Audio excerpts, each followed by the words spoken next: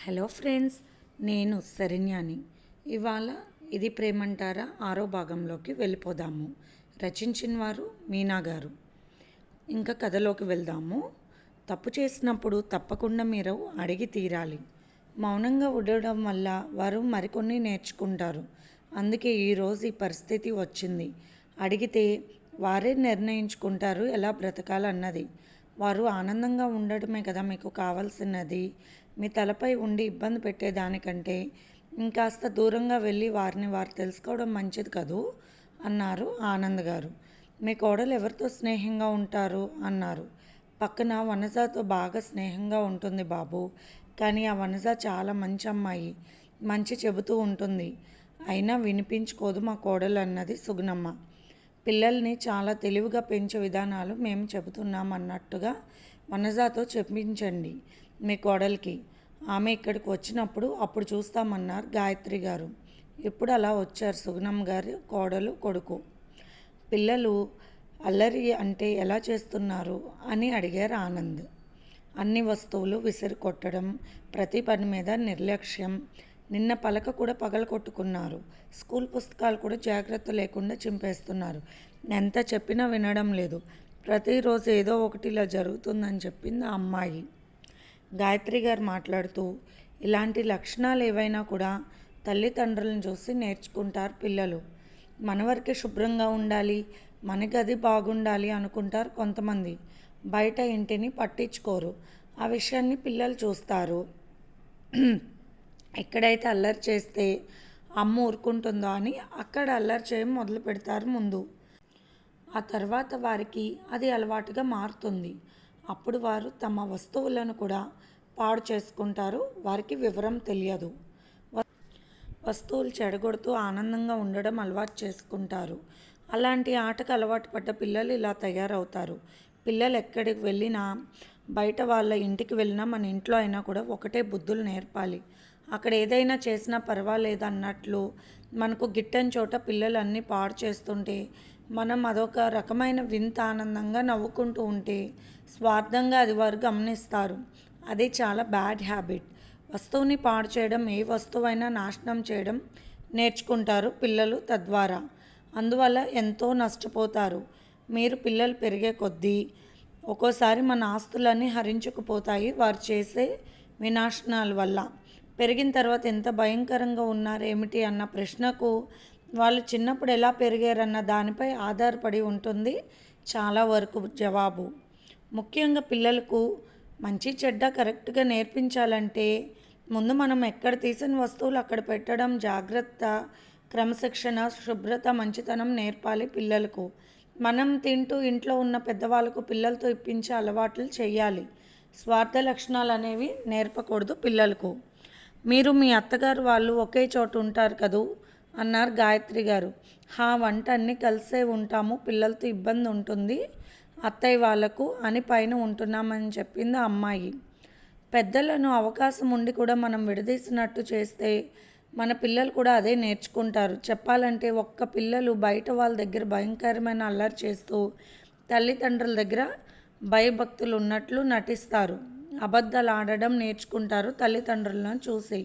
కానీ పెరిగే కొద్దీ ఆ నటన నిజం చేసేస్తారు. తల్లిదండ్రులను కూడా ఇబ్బంది పెడతారు. మరి వాళ్ళు ఇబ్బంది పెట్టడానికి బయట వాళ్ళు ఒప్పుకోరు కదూ పెరిగాక. ఇది గ్రహించక చాలామంది ఇలాంటి అలవాట్లు తామే చేస్తారు. తద్వారా పిల్లలు పెరిగాక వారే నానా నరకం పడతారు. ఇది ముఖ్యంగా గ్రహించుకొని పిల్లలను జాగ్రత్తగా పెంచుకోవాలి తల్లిదండ్రులు. పెద్దలను గౌరవించడం నేర్పించాలి. ప్రతి వస్తువును జాగ్రత్తగా చూసుకునేలాగా పెంచాలి. వారికి వివరం తెలిసే కొద్దీ పెద్దలకు పిల్లలతోనే అన్నీ పెట్టిస్తూ ఉండాలి. మనం కూడా మన పెద్దలను గౌరవిస్తూ వాళ్ళ మనసులు సంతోషపెడుతూ ఉండాలి. ఆ మంచి అలవాట్లు పిల్లలు నేర్చుకోవడానికి అది ఒక అవకాశం. క్రమశిక్షణ అనే అలవాటు వల్ల చదువు, సంస్కారం, మంచి బుద్ధులు ఏర్పడతాయి. అందువల్ల ప్రతి పనిలోనూ క్రమశిక్షణ, భయభక్తులు ఉండడం చాలా అవసరం. మన పిల్లలను మనమే చేతులారా చెడగొట్టుకోకూడదు. ఏదైనా ఇబ్బంది ఉంటే విడిగా ఉండాలి తప్ప ఏ ఇబ్బందులు లేకుండా అందరూ కలిసిమెలిసి మంచి మనసుతో బాగున్నప్పుడు కలిసి ఉంటేనే పిల్లలు అన్నీ తెలుసుకుంటూ పెరుగుతారు. ఈ జనరేషన్లో ఇలా ఉంటారు, ఆ జనరేషన్లో అలా ఉంటారన్న అవగాహన పిల్లలకు చిన్నప్పటి నుంచే వచ్చి వారిని మనం పెంచే విధానాన్ని బట్టి మనల్ని కూడా వాళ్ళు రేపు అలాగే చూసుకుంటారు. అంటే ముఖ్యంగా తల్లిదండ్రులలో మంచి మార్పు రావాలి. అప్పుడే పిల్లల్లో మంచి మార్పు వస్తుంది. మనం కనిపించిన పిల్లలు సమాజానికి ఉపయోగపడకపోయినా పర్వాలేదు, కానీ సమాజానికి ప్రశ్నగా మారేలా పెంచుకోకూడదని చెప్పిన గాయత్రి గారి మాటలకు సిగ్గుతో తల వంచుకుంది ఆ అమ్మాయి. గాయత్రి గారు చెప్పిన ప్రతి పనిని కూడా నేను అలాగే నిర్లక్ష్యంగా చేస్తాను అనుకుంది ఆ అమ్మాయి. ఆనంద్ గారు మాట్లాడుతూ, వయసు పెరుగుతున్న కొద్దీ శక్తి తగ్గిపోతుంది. ఆ విషయాలు చూస్తూ ఉంటే వయసులో ఉన్న వారికి ఎగతాళిగా ఉంటుంది. ఆ ఎగతాళి పిల్లలు కూడా నేర్చుకుంటారు. వారు మన వయసును చూసి వెళ్ళారు అంతదాకా, మనం కూడా వారి వయసులోకి వెళ్తామన్న సంగతి మర్చిపోకూడదు. నిజమైన ప్రేమతో జాగ్రత్తగా చూసుకోవాలి పెద్దలను. వారిచ్చే అనంతమైన ప్రేమ శక్తితో మీరు జీవితాన్ని ఆనందంగా జీవించగలుగుతారు. నిజమైన ప్రేమ మీ బిడ్డలకు నేర్పించండి. కోరి నాటకాల జీవితంతో ముందు జీవితాన్ని నాశనం చేసుకోకూడదు. స్వార్థంతో పిల్లలను ఏ మంచి చెడ్డ తెలియకుండా అతి ప్రేమగా పెంచితే రేపు వాళ్ళు మరింత టెక్నాలజీ స్వార్థంతో మనల్ని ఇబ్బంది పెడతారన్న విషయాన్ని ప్రతి ఒక్కరూ గ్రహించి తీరాలి. ఇదే మాకు తెలిసిన మంత్రం. అందుకే ఇప్పుడు ఆనందంగా ఉండగలుగుతున్నాము. మేము నడిచిన బాట నలుగురికి చెప్పగలుగుతున్నాము అని చెప్పి వచ్చిన ఆ జంటకు తోటలో కాసిన పళ్ళు పూలు ఇచ్చి పంపించారు ఆనంద్ దంపతులు. ఆనంద్, గాయత్రి గారు కూర్చుని మాట్లాడుకుంటున్నారు. ఆ ప్రాంతంలో ఉన్న శివాలయం పాతపడినట్టుగా అయ్యింది. ఎప్పుడో కార్తీక మాసం విశిష్ట దినాల్లో తప్పితే గుడి విషయాన్ని ఎవరూ సరిగ్గా పట్టించుకోవడం లేదు అని ఆ గుడికి వెళ్ళినప్పుడు పంతులు గారు బాధపడ్డ విషయాన్ని చర్చించుకుంటున్నారు. గుడి ధర్మకర్త వారసులు పట్టించుకోవడం లేదు. వాళ్ళ నాన్నగారు ఉన్నప్పుడు ఎంతో బాగా జరిగేవి నిత్యం పూజలు. తనకు కూడా కష్టమైపోతుంది సంసారాన్ని ఈదలేక అంటూ బాధపడ్డారు పంతులు గారు. ఆ శివాలయం ఎంతో పురాతనమైనది. చాలా అద్భుతమైన శిల్పకళ నైపుణ్యంతో కట్టించిన గుడి. అలా వెలవెల్లబోతూ ఉంటే చూడలేకపోయారు ఆనంద్ దంపతులు. కాలనీలో అందరూ కూర్చుని ఒకసారి మాట్లాడుకుందామని నిర్ణయించుకున్నారు. ఆ రోజు సాయంత్రం ఆనంద్ గారి ఇంటి దగ్గర అందరూ పెద్దలు వచ్చారు. చాలా వరకు మొత్తానికి అందరూ సమావేశం అయ్యారు. ఆనంద్ గారు మాట్లాడుతూ, మన కాలనీ వాసులకు బాధ్యత లేదు, అందుకే చెత్తను ఎక్కడంటే అక్కడ వేస్తున్నారు. చెత్త తీసుకెళ్లే వాహనాలు ఇటువైపు రావడం లేదు. మనమంతా పూనుకుని ఆ చెత్తనంతా కాల్చేసి నీట్గా చేసుకుని గవర్నమెంట్ వాళ్ళు పెట్టిన చెత్త కుండీలోనే వేద్దాం. అప్పుడు పంచాయతీ ఆఫీస్కి వెళ్ళి మాట్లాడి వద్దాం. తప్పకుండా వస్తారు మన వైపు కూడా. అలా అశుభ్రంగా ఉంటే మనకు రోగాలు వస్తాయని చెప్పారు ఆనంద్ గారు. ఆ విషయాన్ని అందరూ ఒప్పుకున్నారు. నిజానికి ఆనంద్ దంపతులు ఎంతో పరిశుభ్రంగా ఉంచుకుంటూ చెత్త కుండీలోనే వేస్తారు. కానీ ఎవరూ రాకపోవడంతో 2-3 సార్లు తగలపెట్టేశారు ఆయనే. అందుకే అందరూ కూడా ఒప్పుకున్నారు. మరొక విషయం, వీధి కుళాయిలలో నీళ్లు పోతున్నాయి. తద్వారా వేరే వాళ్ళకు నీళ్ళు లేకుండా అవుతాయి. మనం జాగ్రత్త చేసుకోవాలి, పంపులు మార్చాలి. ప్రతిదీ వాళ్ళే వచ్చి చూసుకుంటారు అనుకోకుండా అందరికీ మంచి జరగాలని మనమంతా డబ్బులు వేసుకుని చేసుకుంటే ఎంతో ఖర్చు కాదు అన్నారు ఆనంద్ గారు. ఆయన చెప్పే ప్రతి విషయం కూడా అందరికీ ఆమోదం అయ్యింది. అవసరమైనవి అవ్వడంతో అందరూ ఒప్పుకున్నారు. శివాలయం గురించి చర్చించారు ఆనంద్ గారు. మనకు అంత దగ్గరగా ఉన్న శివాలయం అలా పాడుపడినట్లు ఉండడం మంచిది కాదు అంటున్న ఆనంద్ గారి మాటలకు అక్కడ కొందరు ధర్మకర్తలు వాళ్ళే కదా ఆ పనులు చూడాల్సింది సార్ అన్నారు. మనం ఎన్నో ఖర్చులు పెడుతూ ఉంటాం ప్రతిరోజు. మంచి విషయాల కోసం ఖర్చు పెడితే తప్పేముంది. ఆ గుడిని పునరుద్ధరించాలి అందరం కలిసికట్టుగా ఉండి. అందరూ కూడా చాలా వరకు ఎంప్లాయీస్ కలిగిన వాళ్ళమే కాబట్టి మనసు పెట్టి అందరం కలిసి ఆ పని చేపడితే గుడి కలకల్లాడుతూ ఉంటుంది. ప్రతిరోజు అందరి పేర్లతో ఉదయాన్నే అష్టోత్తరాలు అలా చేయించుకుందామని నెల నెల పూజారి గారికి డబ్బులు ఇస్తూ ఉంటే ఆయనకి ఇబ్బంది లేకుండా ఉంటుందని చెప్పారు ఆనంద్ గారు. ఆనంద్ గారు చెప్పిన మాటకి అక్కడ ఉన్న ముస్లిం పెద్దాయన, ముందుగా నా వంతు నేను ఇంత ఇస్తాను సార్, నాకు పెన్షన్ డబ్బులు వస్తూ ఉంటాయి. ఈ మధ్య మీరు ఈ కాలనీలోకి చేరిన తర్వాత కొందరి ద్వారా మీ మంచి మాటలు తెలుసుకున్న నా కొడుకు నాకు అన్నం పెడుతున్నాడు, ఇబ్బంది లేదు.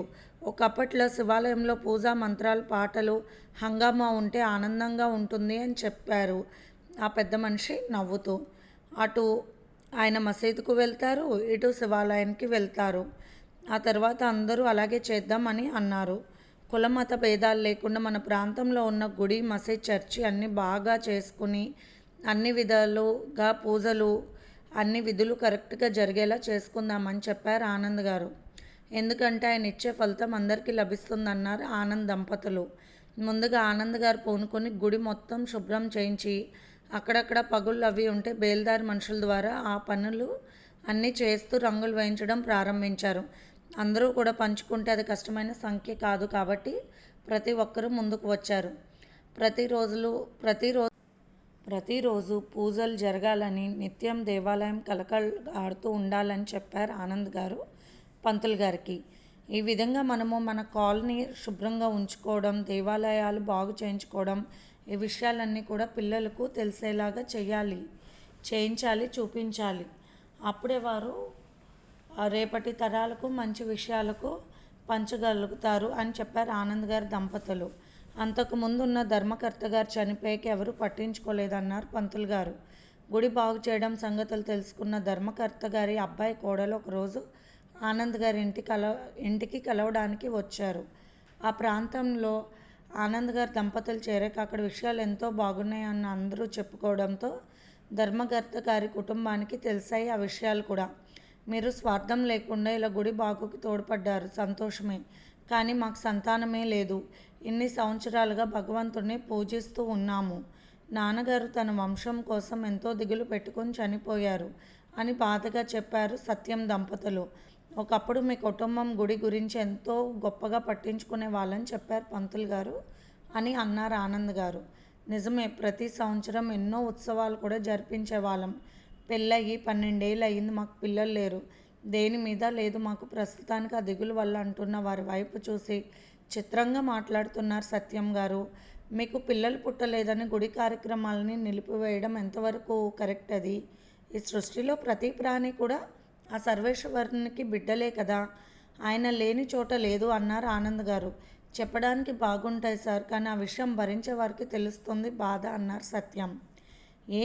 వేరొక బిడ్డలను తీసుకొచ్చి పెంచుకుంటే మీ పిల్లలు కారా అన్నారు ఆనంద్. మా వంశంలో ఉన్న వారి పిల్లలను పెంచుకోవాలనుకున్నాం కానీ కుదరలేదు. వారికి ఒక్కొక్క మగ పిల్లలే ఉన్నారని చెప్పారు సత్యం. ఎంత అమాయకంగా మాట్లాడుతున్నారు. మీ వంశంలో పిల్లలైతే మీ వంశం నిలబడుతుందన్నది మీ బాధ. కాలం మారింది, ఇవన్నీ ఎవరూ పట్టించుకోవడం లేదు. అనాథ పిల్లలు ఎంతోమంది ఉన్నారు. సాధ్యం అనేది విడిచిపెట్టి దత్తత తీసుకుని పెంచుకుంటే తప్పేముంది? మగబిడ్డల వల్ల వంశం నిలబడుతుంది, ఆడబిడ్డల వల్ల ఇరువురి వంశాలు నిలబడతాయి. ఈ వంశాలు, గౌరవాలు, పెద్దరికాలు, ఆస్తులు, హంగామాలు ఇవన్నీ ఏవీ రావు మనతో. బ్రతికినంతకాలం సంతోషంగా, ఆనందంగా బ్రతుకుతూ నలుగురికి సంతోషం కలిగించి మనం పోయినా కూడా వారు ఇంకా కొన్నాళ్ళు ఉంటే బాగుండేది అనుకునేలా బతికితే చాలు అన్నారు ఆనంద్ గారు. ఎవరికైనా చెప్పాలంటే ఇటువంటి విషయాలు సులభంగానే ఉంటాయి సార్, నిజంగా భరించాలంటే అంటున్న సత్యం మాటలకు లోపలికి వెళ్ళి ఆనంద్ గారు ఒక ఫైల్ తీసుకొచ్చి ఇచ్చారు. ఇది ఫ్రెండ్స్ ఇవాల్టి ఎపిసోడ్. రేపు ఇంకొక ఎపిసోడ్తో మీ ముందుకు వస్తాను. Bye friends.